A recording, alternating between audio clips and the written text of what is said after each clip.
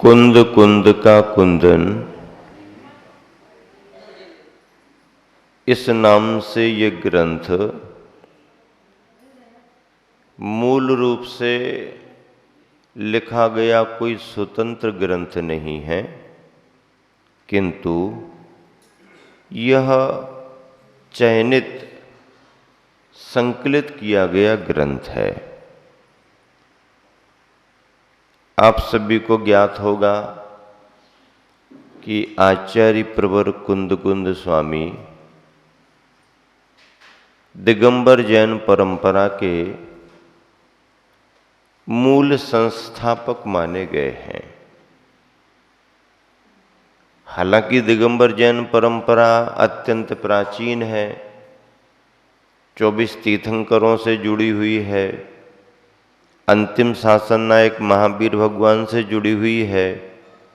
फिर भी जब दिगंबर मुनि का स्वरूप बदलने लगा और मुनियों की प्रवृत्तियां अत्यंत शिथिल होने लगीं, मार्ग उन्मार्ग बनने लगा, ऐसी स्थिति में आचार्य कुंद स्वामी ने मूल दिगंबरत्व धर्म को अच्छे से संभाला और उसे आगे बढ़ाया।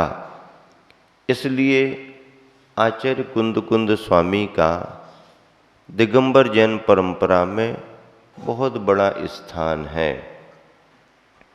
मंगलम भगवान वीरो मंगलम गौतमो गणी कहने के बाद अनेकानेक आचार्यों का योगदान होते हुए भी, अनेकानेक आचार्यों का इतिहास होते हुए भी हम मंगलम कुंद आर्यो कहते हैं और फिर जैन धर्मोस्तु मंगलम भी कह देते हैं।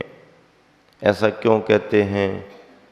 ऐसा इसलिए कहते हैं कि तीर्थंकर भगवान महावीर स्वामी, गौतम गणधर, उसके बाद अनेकानेक आचार्य हमारे पूज्य हुए हैं, उनका योगदान है, उनका उल्लेख होता है, उनका इतिहास है। लेकिन जिस परंपरा को यथावत स्वरूप में आगे बढ़ाया शिथिलाचार शैथिल्य के समय, वह कुंद स्वामी की देन है। इसलिए कुंद स्वामी को हमेशा याद किया जाता है। उनका महत्व तो इतना भी है कि यदि कहीं किसी शिलालेख में केवल इतना लिखा मिल जाए कि कुंद आमनाए, कुंद आमनाए, यदि इतना लिखा हुआ भी मिल गया तो इससे यही सिद्ध होगा कि यह दिगंबरों की धरोहर है, श्वेतांबरों की नहीं। ये मूल अंतर है जैन परंपरा का। ऐसे आचार्य प्रवर कुंद स्वामी ने अपने जीवन काल में साधना करने के साथ साथ साहित्य साधना भी बहुत की। देखो, उपवास आदि करके, विशेष तप करके साधना तो होती है, लेकिन साहित्य की साधना भी बहुत बड़ी साधना होती है। जब तक मन एकाग्र नहीं होगा और अपने अंदर का उतना क्षयोपशम नहीं होगा, उतना हम पठन पाठन नहीं करेंगे, तो हम उस चीज़ का लेखन नहीं कर सकते, उस चीज़ को आगे नहीं बढ़ा सकते हैं। इस क्षेत्र में आचार्य कुंद स्वामी ने बहुत कार्य किया। साहित्य, आगम अध्यात्म को उन्होंने अच्छे से तैयार किया। 84 पाहुड लिखे, ऐसा उल्लेख मिलता है।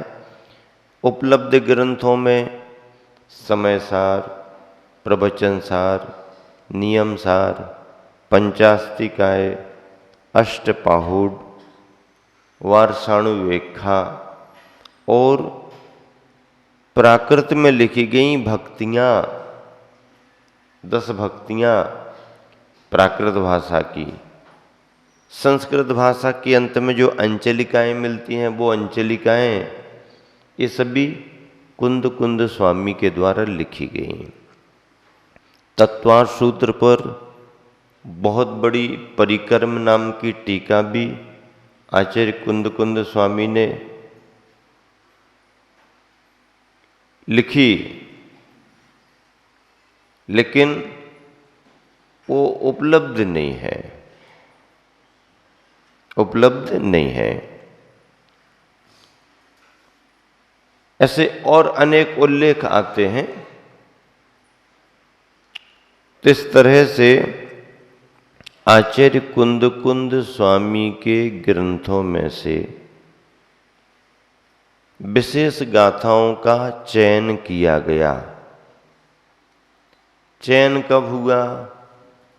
आचार्य कुंद कुंद स्वामी का जब 2000वां वर्ष जन्म का मनाया जा रहा था, द्विसहस्राब्दी वर्ष समारोह जब पूरे देश ने मनाया, तो 2000वें वर्ष की स्मृति में कुंद कुंद स्वामी के ग्रंथों की विशेष गाथाओं का चयन करके इस कुंद कुंद का कुंदन ग्रंथ को तैयार किया गया। किसने किया? गुरुवर आचार्य श्री विद्यासागर जी महाराज के निर्देश में उन्होंने जिन जिन गाथाओं को उल्लिखित किया, उन गाथाओं का संग्रह किया गया।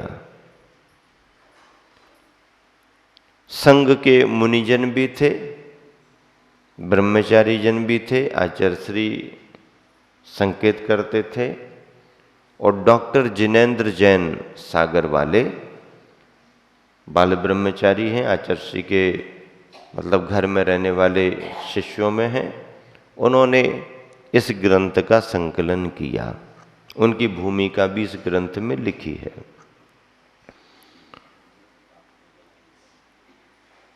आचार्य श्री के द्वारा चयनित इन गाथाओं को कुंद कुंद का कुंदन नाम दिया गया। वैसे गुरुवर आचार्य श्री ने समयसार ग्रंथ का पद्यानुवाद किया है, उस पद्यानुवाद का नाम कुंद कुंद का कुंदन दिया है।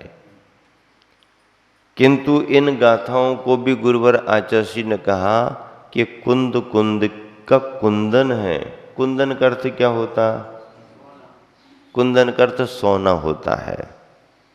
सोना, सोना नहीं कि सो जाओ, हाँ, सोना नहीं, सोना, हाँ, कीमती गोल्ड सोना होता है। मतलब ये है कि ये सोना सोने वाला नहीं है, ये जगाने वाला सोना है। क्या? हाँ, जगाने वाला सोना है। सोना, कुंद कुंद का कुंदन, ये नाम गुरुवर आचार्य ने दिया। मैं इसको कुंद कुंद मणिमाला मानता हूँ। कुंद कुंद स्वामी की जो विशेष मणियाँ हैं, उनकी माला गुरुवर आचार्य ने बनाई है। ऐसी विशिष्ट गाथाओं का संग्रह इस ग्रंथ में किया गया। सन 1988 का चातुर्मास गुरुवर आचार्य श्री का मड़िया जी जबलपुर में हुआ था। मड़िया जी क्षेत्र है। एक चातुर्मास मड़िया जी में 1984 का हुआ, एक चातुर्मास 88 का हुआ। 84 के चातुर्मास में गर्मी भी मिली मड़िया जी जबलपुर वालों को, और गर्मी के साथ साथ चातुर्मास भी मिला। लेकिन 88 का चातुर्मास केवल चातुर्मास ही मिला, गर्मी उनको नहीं मिली थी। उस समय संघ में मैं भी था। तो ये सभी जिस समय इसका संकलन किया गया, संपादन हुआ, मुझे भी सारी जानकारी है किस किस तरीके से समारोह हुआ था बड़े रूप में, और इस ग्रंथ का प्रकाशन किया गया। क्योंकि कई बार प्रूफ रीडिंग करते करते भी, चेकिंग करते करते भी कुछ व्याकरणिक त्रुटियां रह जाती हैं, स्वाभाविक है। अक्षर मात्रा आदि में अंतर हो जाता है। तो भी यदि हम और आप बहुत सावधानी से बार बार पढ़ करके, बार बार देख करके यदि उस कार्य को करें तो संशोधन भी अच्छे से होता है। ये पुस्तकें जो आपको बहुत सुंदर सुंदर सी शुद्ध शुद्ध मिल रही देखने को, इनको तैयार करने में कितना टाइम लगता है, कितनी मेहनत होती है, सामान्य व्यक्ति इसका आकलन नहीं कर सकता। जब तक उसको भाषा का विज्ञान, भाषा का ज्ञान ना हो, जब तक उसको ग्रंथों के रेफरेंस मालूम ना हो, कहीं थोड़ी सी बात अटक जाए तो मूल ग्रंथ में देखें, उस ग्रंथ से स्पष्ट नहीं हुआ तो दूसरे ग्रंथ में देखें। जब तक इतना अध्ययन किसी का नहीं होगा, वह किसी भी ग्रंथ को तैयार नहीं कर सकता।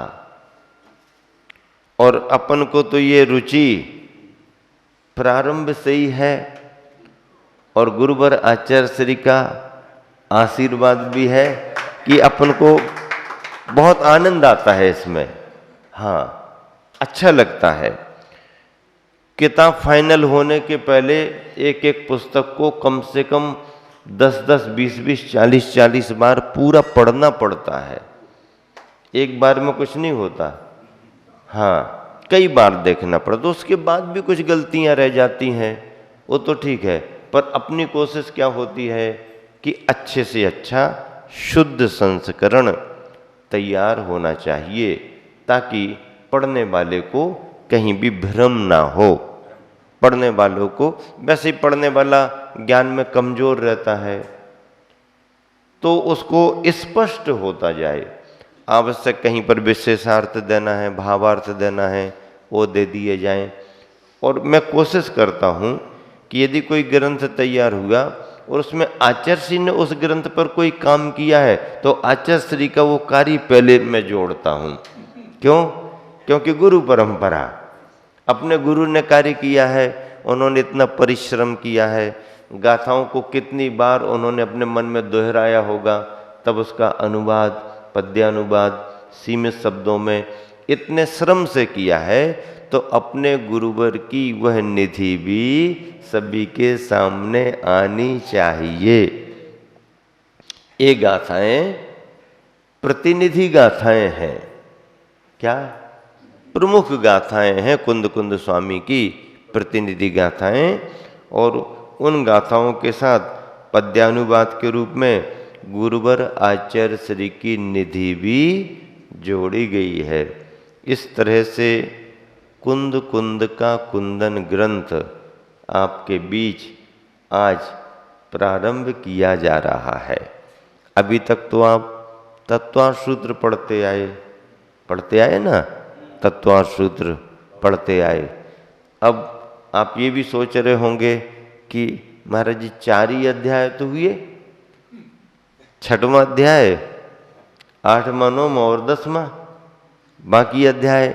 तो बाकी अध्याय भी आप पढ़ते हैं, पढ़ लें, क्योंकि थोड़ा विषय चेंज भी करना था और दूसरे तरीके से भी आपको अध्ययन कराना था।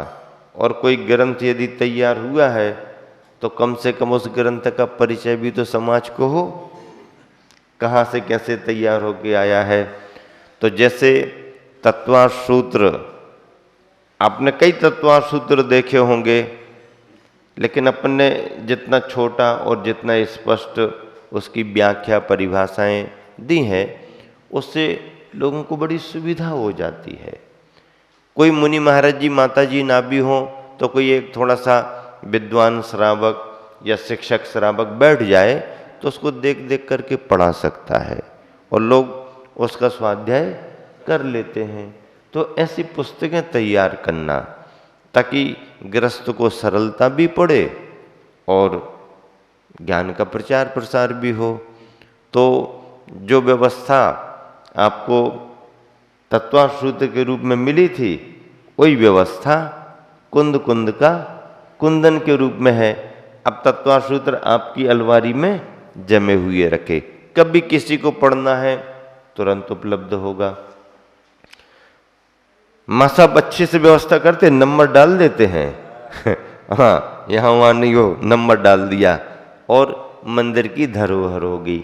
ये कुंद कुंद का कुंदन ग्रंथ भी 100 पुस्तकें मंगा ली अपन ने, बाहर से मंगाई हैं, और ये भी अपन मंदिर में ही स्वाध्याय के बाद रखेंगे नंबरिंग करके, ताकि कभी कोई भी महाराज माता जी पढ़ाना चाहें या किसी भी तरीके से कोई करें, घर ले जा करके किसी को अध्ययन करना हो ले जा सकते, कोई दिक्कत नहीं, लेकिन घर पर उपयोग हो तो घर पर रखें, नहीं है पुनः मंदिर में ला करके रख दें, सभी के काम में आता है। शास्त्र भंडार है, बहुत सारे ग्रंथ हैं, अभी हम लोग हैं बीच बीच में जाते हैं, शास्त्र मिलते हैं, अध्ययन करते वहीं पर रख देते हैं।